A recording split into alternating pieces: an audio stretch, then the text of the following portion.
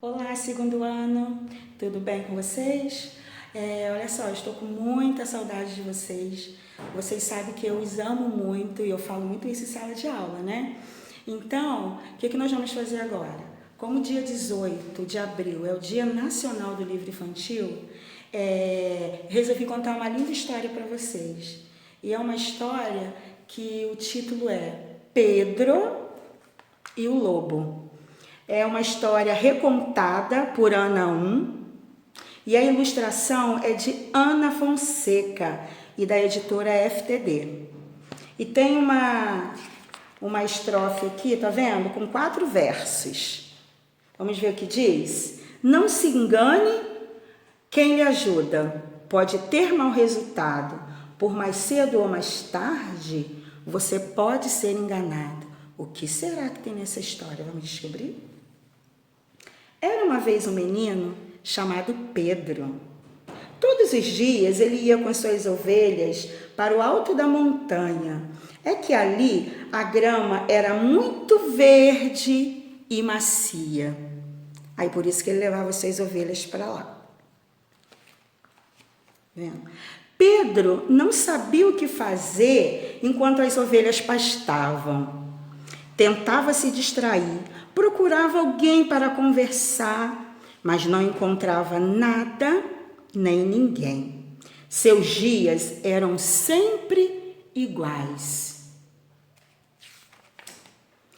Em uma tarde, depois de muito pensar, ele teve uma brilhante ideia. Ele disse que era uma brilhante ideia. Vamos descobrir? Olha o que ele falou. Vai ser muito divertido, essa ideia genial. Todos vão acreditar. É uma mentira, não faz mal. Logo depois começou a gritar: socorro, socorro, socorro, o lobo, o lobo, o que será das minhas ovelhas? Pedro gritava desesperadamente. Muito perto dali, um camponês que trabalhava em sua horta virou-se para sua mulher e disse: você ouviu isso? Temos que ajudar o menino. Ele está gritando desesperadamente. Por que será? A mulher concordou e os dois seguiram até o alto da montanha. Assim que viram Pedro sentado à sombra de uma árvore, o homem perguntou: ué, menino, onde está o lobo? Pedro caiu na gargalhada, mas ele riu de sentir dor de barriga. Olha o que ele disse: consegui o que queria, enganei vocês, com certeza. Aqui não há nenhum lobo, eu tive uma grande esperteza. Olha que maldade de Pedro, né? O camponês largou seu serviço na sua horta, foi correndo para socorrer o Pedro. Que coisa, né? O camponês ficou muito bravo. Até você ficaria, né? Olha o que ele falou para o menino. O que você acabou de fazer é muito feio. Onde já se viu enganar os outros dessa maneira? Como que você pode fazer isso? Pedro não ligou para o que o homem dizia e continuou a dar gargalhada. Imagine como o camponês deve ter ficado furioso com Pedro. Ele falando sério e Pedro rindo da cara dele. O camponês disse à sua mulher: vamos embora, esposa. Estamos perdendo tempo aqui. Esse menino mentiu para nós. Muito satisfeito, Pedro pensou: amanhã farei o mesmo. Continua a diversão. Vou pedir ajuda outra vez, mas que bela distração. Isso Pedro gostou do que tinha feito com o camponês. No dia seguinte ele ia fazer a mesma coisa. Olha só. No dia seguinte, Pedro voltou com as ovelhas ao alto da montanha e fez a mesma brincadeira de novo. Começou ele: socorro, socorro, socorro. Tem um lobo comendo as minhas ovelhas. Alguém me ajude, por favor. Ele gritava tão desesperadamente que parecia que era verdade. O camponês e a sua mulher ouviram novamente o pedido de socorro do Pedro e hesitaram um pouquinho, né? Mas ele não parava de gritar. Sabe o que o camponês pensou?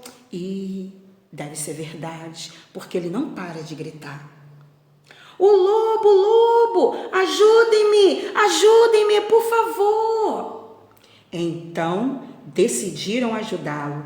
Correram até onde Pedro estava. E quando lá chegaram, tudo estava calmo.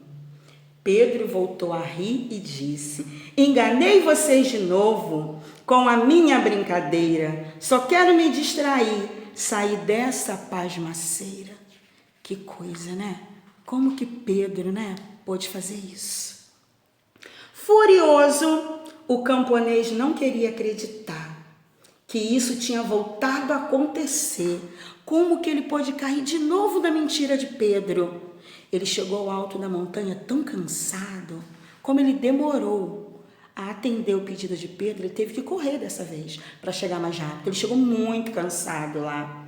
Quando ele viu que Pedro estava brincando, ele ficou muito furioso e muito triste.